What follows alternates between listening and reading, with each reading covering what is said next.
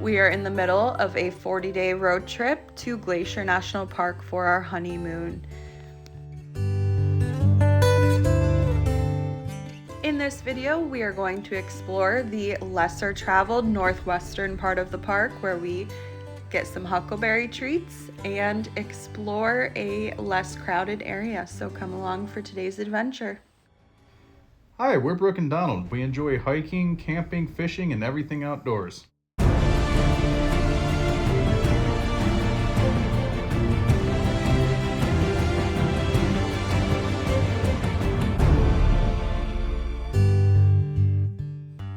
After driving down a dirt road for about an hour, we made it to Kintla Lake.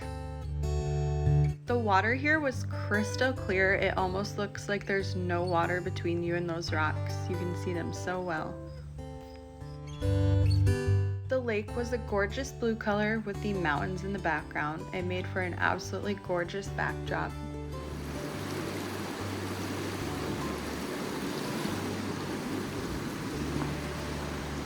After enjoying the serene lake, we headed back towards the Apgar area of the park, stopping in Polebridge, Montana on our way. This was a quaint little town full of cute little shops. Huckleberry flavoring is huge in this area, so we stopped and got a huckleberry pie bar and a huckleberry bear claw, which is the main huckleberry item of the area. We loved both of them, but if you got just one, we would suggest getting the huckleberry bear paw. It was delicious. Right next door, there was a place you could get food, a little saloon and grill. And I wanted to highlight another huckleberry item, these huckleberry taffies. They were $2.50 for this box, and they were absolutely delicious. They did not last long with us. After leaving Polebridge, we went back to the Apgar area of the park. We were waiting around for it to be 7 p.m., so we pulled over alongside Lake McDonald to make dinner. The final result of dinner, burgers and mac and cheese. The 2 burgers didn't fit in the pan full. I mean, it looks like it does now, but before they were cooked, they didn't fit side by side, so we just broke one in half. But pretty good dinner, just comfort food. Hi everyone, it's Brooke and Donald from the future here. We just wanted to pop in. The last video that you just saw was us eating dinner right before we went to Apgar Visitor Center to try to get shuttle tickets. So there's a new system this year that you need shuttle tickets to hike certain trails in the park. For example, the hike that we wanted to do was the Highline Trail. The Highline Trail, you start in Logan Pass and then you end up in the loop. So it's a point to point instead of an out and back. So you cannot end up back at your same car. And even so, Logan Pass has a 3-hour limit now for parking, which is to be more conducive to people trying to visit Logan Pass so that people can do those shorter hikes up there, so that people can visit the visitor center and be able to find a place to park. Right, the shuttle system is, as Brooke mentioned, pretty much a necessity, okay? The Highline Trail is about 11-12 miles one way. Theoretically speaking, you could go point and back if you park somewhere long enough, but not many people are going to do that. Maybe you could go car to car, have somebody pick you up at a certain time and avoid the shuttle system. That's possible. The 3-hour parking limit for Logan Pass is to combat overcrowding. It had been a notoriously overcrowded area, and unlike some other national parks like Yellowstone or maybe I haven't been to Yosemite yet, but I imagine it's relatively similar, you could make a bigger parking lot if needed. The way the geography works on going to the Sun Road is that there's pretty much cliffs everywhere. You can't really expand the parking lot out. So they've implemented a 3-hour parking limit to try to allow people to see the area more and have more turnover, which does appear to be working so far. But again, if you're going to do these longer trails like the Highline Trail, you're going to need the shuttle tickets. So we just want to talk about our experience with the shuttle system in case anybody from National Park System watches this. That would be good feedback for them. Anybody who is looking to do these hikes, We could not find information on really how it was going to work or anybody's experience, because this was like the second or third day of this system being live with the Highline Trail open. So we just want to put out this information for anybody else that it might be helpful for. So we got to the Apgar Visitor Center a little before 7. We got on the Wi-Fi, which has a 30-minute limit, and we signed into that, and we kind of just waited around for 7 o'clock. There are some shuttle tickets that are released in advance, but we did not get those because we planned our trip too late. So we were hoping to get the night before shuttle tickets. So the night before you want to do a hike, a certain amount of them get released again. So we got there at 7 o'clock, the shuttle tickets were released, I clicked it, got it in my cart, and then realized that it wouldn't let me check out until I signed in. So that would be my first tip. Make sure that you are signed into the website, ready to go before 7 o'clock, because it won't let you check out those tickets if you are not signed into your account. And so trying to sign into my account, everybody at the same time, their screens just froze up, wouldn't let them do anything. It just like went white and just stopped.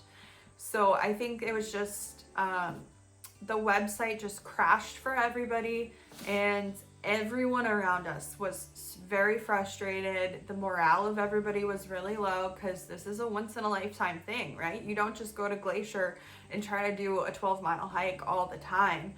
So everybody, there was probably 30 people there trying to do the same thing. Everybody was just very frustrated with the system crashing. We found, though, we hung around and tried to get some tickets again. We found that at 7:15, when people's carts time out, so you get the tickets in your cart at 7 o'clock. If you do not get checked out, it gives you a 15-minute time limit, as does like any concert tickets or whatever. Right. Give you that little window to check out, or it goes back into the system for people to take. So at 7:15, when everybody had left because they were frustrated they didn't get tickets, we were able to snag tickets, get them in our cart, and check out. So that would be my second tip if you're trying to get these tickets. If you don't get them at 7 p.m., stay on at 7:15 for when people's carts are timing out, and you may be lucky enough to get the tickets, which is how we did it. What we did not mention either is that there is not much cell service or Wi-Fi pretty much anywhere in the park besides for Apgar Visitor Center, St. Mary Visitor Center, and then like a little bit of cell service along St. Mary Lake. We both have, I have Verizon, she has AT&T. Our experience is relatively similar. And this is not a video out to bash the NPS.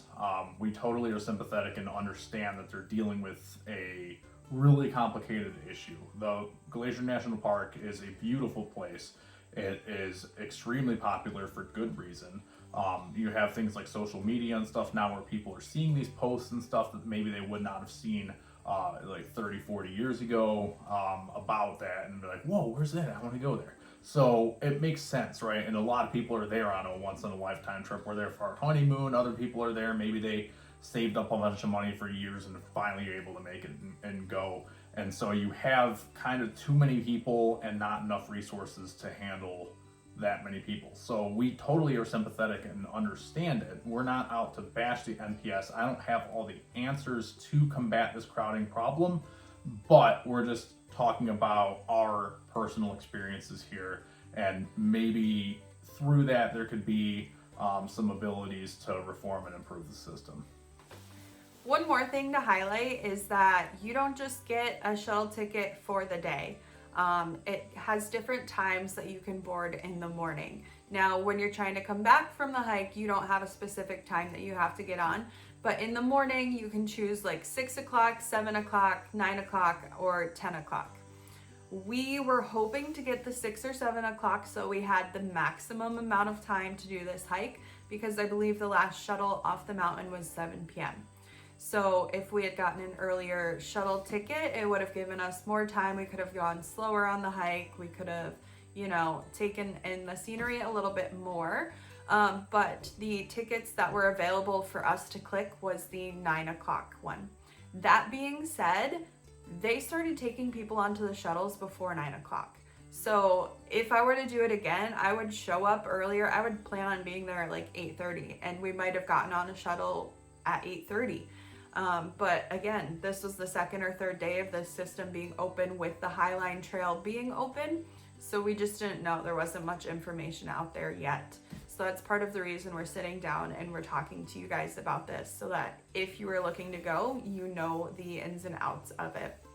Right, exactly. And obviously, again, everything being a limited resource environment and all that, there's limited funding, there's all that, we get it. I would think that the easiest way to combat this issue would be to get a couple more buses or hire more drivers. Now, obviously, that would involve probably an increase of the budget or reallocating resources from elsewhere in the park, so I get that. We're not out to just simply bash with no solutions, but that to me seems to be part of the problem. To my knowledge, they're not going to just leave you, but we just wanted to provide our feedback of the system. You know, the website appeared to be overloaded and crashed.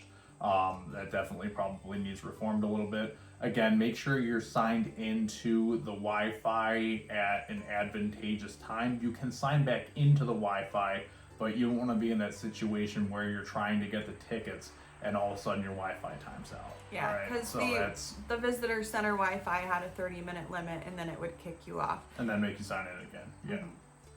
Yeah, so like Donald just said, we wanted to just give you guys a little bit of our experience so that if you are trying to use the shuttle system, you know what to expect. So after the shuttle tickets, we then headed to our campsite for the night, which you'll see in the next clip. This is our campsite for the night at Glacier Campground in West Glacier, Montana. It was a very tight site. I don't know how you would manage to put a tent anywhere here. It was a tent site, but it did come with electric, which was great for charging the Jackery. That's all for today's video. If you enjoyed, make sure to like and subscribe so you can see our next video where we hike our favorite hike of the park, the Highline Trail.